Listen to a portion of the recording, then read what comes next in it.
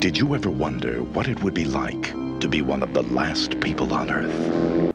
I don't know, I think if I found out I was one of the last people on Earth, I would probably just go get a bunch of automatic weapons and just start shooting cars on the street.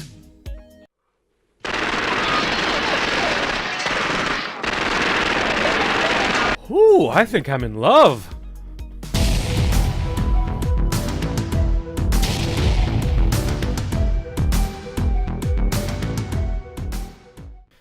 Night of the Comet from 1984? They just don't make them like they used to, huh? I really like that Night of the Comet just gets moving fast. I like that there's no dilly-dallying as far as like the setup, the premise goes. You know, this comet is coming by Earth. The whole Earth is gonna be in the tail of the comet.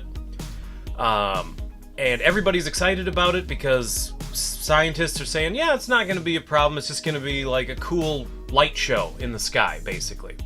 And I think it's before the 10-minute mark. 99% of the Earth's population has been turned to dust. Anybody that was out watching the comet, boom, they're dust. And the plot really revolves around the few survivors of the night of the comet. So the movie's not really about the night of the comet. The movie's really about the day after the night of the comet. But I guess that's kind of a wordy title. But yes, I love the B-movie premise, and I love that it gets it all out of the way really quick and gets to what the story that really matters. And I like that it doesn't waste a lot of time. This is really annoying. So, you know, there's a lot of talk nowadays about strong female characters. And it's weird to me. I guess it's not super weird because Night of the Comets is not necessarily like a big pop culture movie. But it's funny that in all the discussion of strong female characters, nobody really dips back to Night of the Comet.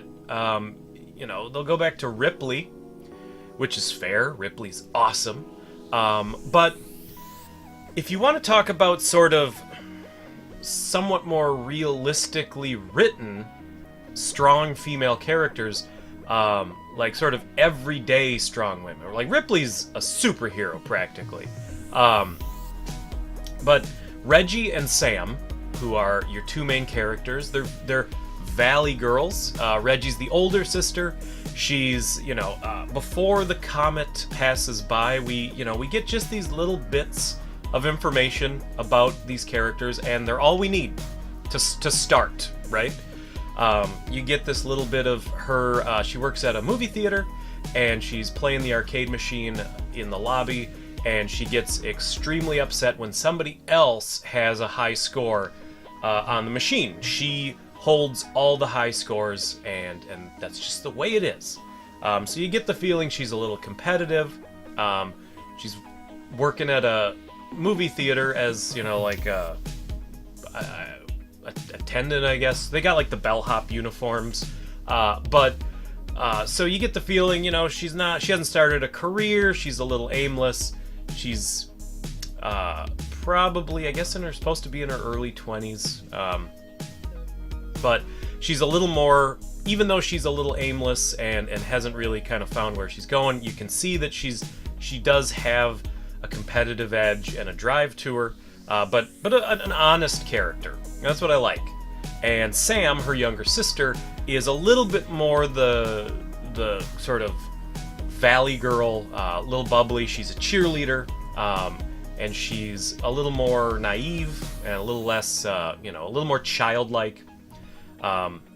And also, when the, after the comet goes by, she's also the character that's most in denial about how serious the situation they're in is. Like, how completely life-changing, the fact that life has forever changed drastically from one moment to the next. And I gotta say, she's a character that could come across as a little annoying because of that sort of valley girlness and that bubbliness, but the movie gives us a little scene where they kind of have a quiet moment, and she starts talking a little bit about one of the other cheerleaders at school, and there's this new boy at school that she likes, and she's kind of talking about him in the present tense, and then it starts sinking in that they're dead, and she was talking to him a day ago, and they're gone, and not just that girl and that guy, not just these people are gone, but that life, that school, that building is still there, but that life she had in that school is forever gone.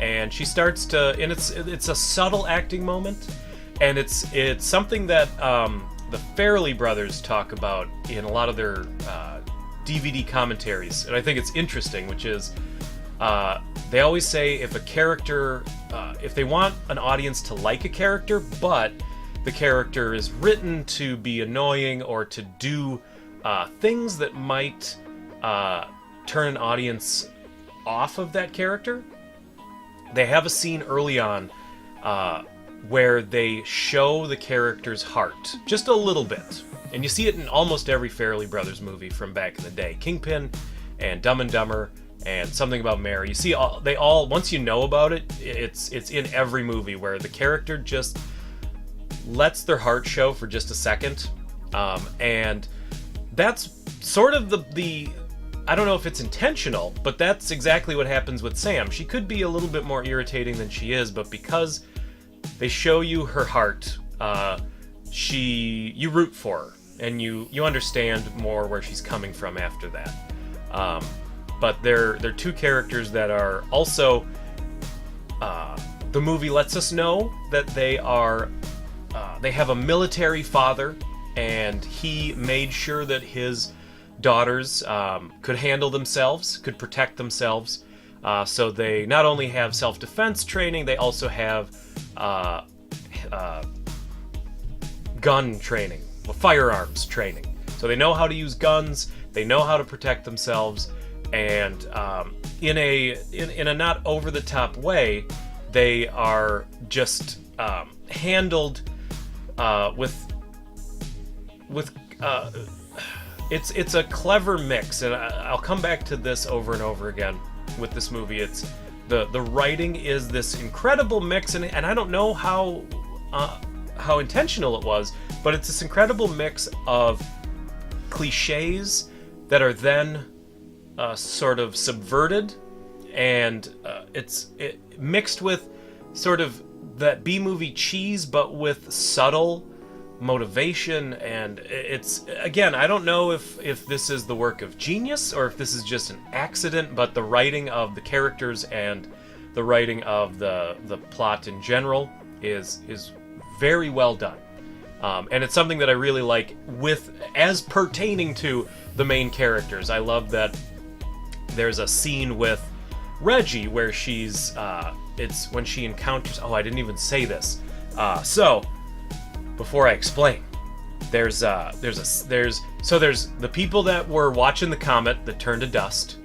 There's the people that were shielded from the comet, and it should be pointed out that it wasn't just being like inside. You had to have a special set of circumstances to avoid the comet's rays. But there's those people that were shielded and protected, and then there is a middle ground.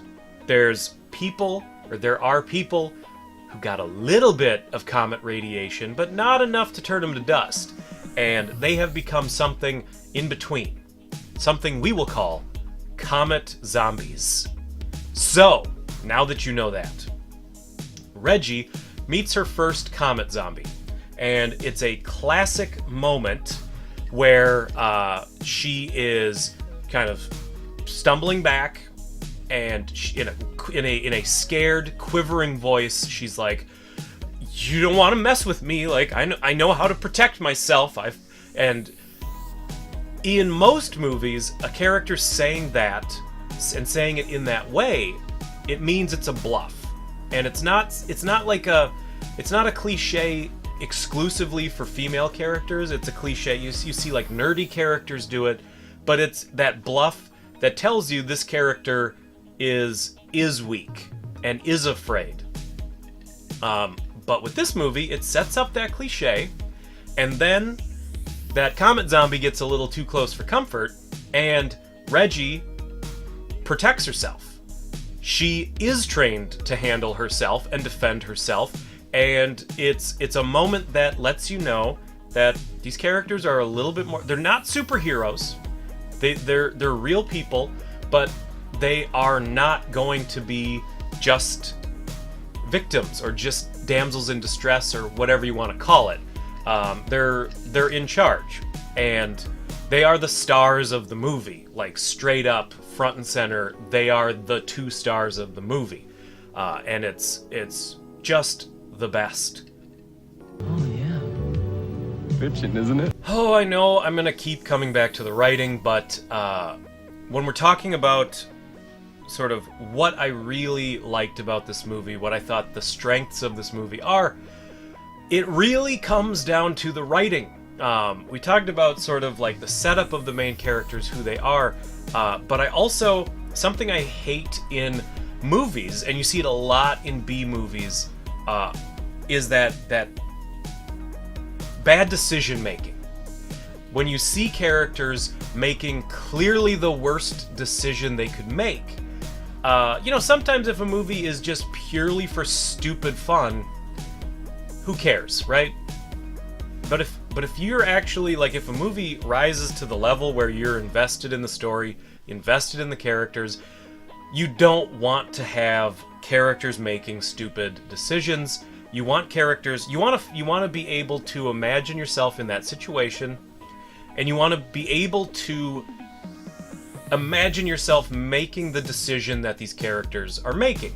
And that is one of the big strengths of Night of the Comet, is every step along the way, I would say, I would make the decision that these characters make. And I consider their decisions to be logical, and I consider their decisions to be realistic, and I love that. I love that about this movie.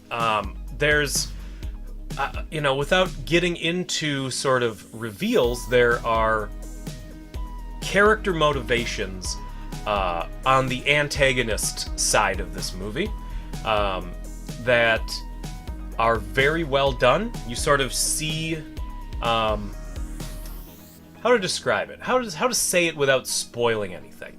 But there are characters and situations that are set up in this movie, and then they are and again, not explicitly told, but it is implied that sort of this is what's going on.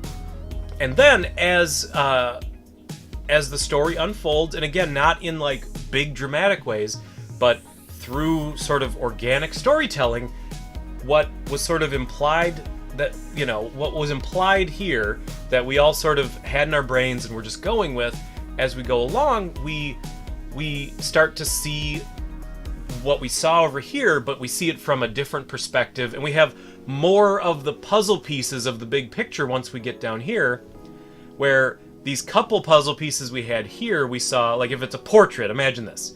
Imagine you're putting together a puzzle, and it's like someone's face, and you get an eye and a bit of a nose and a bit of a mouth, and your brain goes like, oh, it's Keith Richards, right?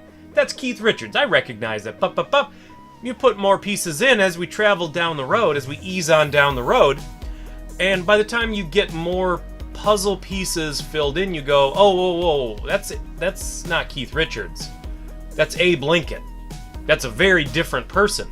But the little bits you had at the beginning were leading you, your brain is trying to fill in the gaps on its own, and it filled in the gaps wrong. And once again, I don't know if this is clever genius writing or if this is just a happy accident, but it's something that from a storytelling standpoint, I just love about this movie. It's weirdly engrossing for the kind of movie that it is. My name's Hector. Oh. The only thing I would really say is there's one thing that I would change. There's one thing that I think might displease some fans of this genre. The thing I would probably change is you've got Reggie and Sam are your main characters, but they meet up with another character who is a distant secondary character, although he's portrayed as an equal, sort of on the cover and in the marketing and all that stuff. But it's the character of Hector, and ultimately the character of Hector is almost useless. He's there to receive a little bit of explanation or exposition. He's there to bounce a little bit of dialogue off of. He's there to create a little bit of interaction between Reggie and Sam. But ultimately, he's a sort of almost pointless character to have around. I don't think it's... But here's my problem. Okay. So, most of Hector in the movie, I don't mind. He's there, cool.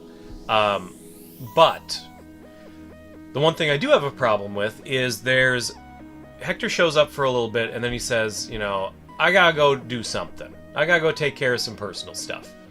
And, okay, that's fine. You just got here, but whatever. My problem is when the movie follows Hector on his B-plot personal errand that he has to run. It doesn't further anything as far as the main story goes. It does not... He gets no new information that helps out later, anything like that. It was a completely pointless little side story. And when the movie is so clearly focused on Reggie and Sam, and that this is their movie, this is their story, I think ultimately it hurts. It hurts the pace of the movie a little bit, and the what is otherwise a really tight screenplay by following Hector on his personal errand, and it ain't that interesting. So, and again, you lose 5 minutes of the movie, but I do think that scene could probably be taken out of the movie, and it would be a stronger movie for it.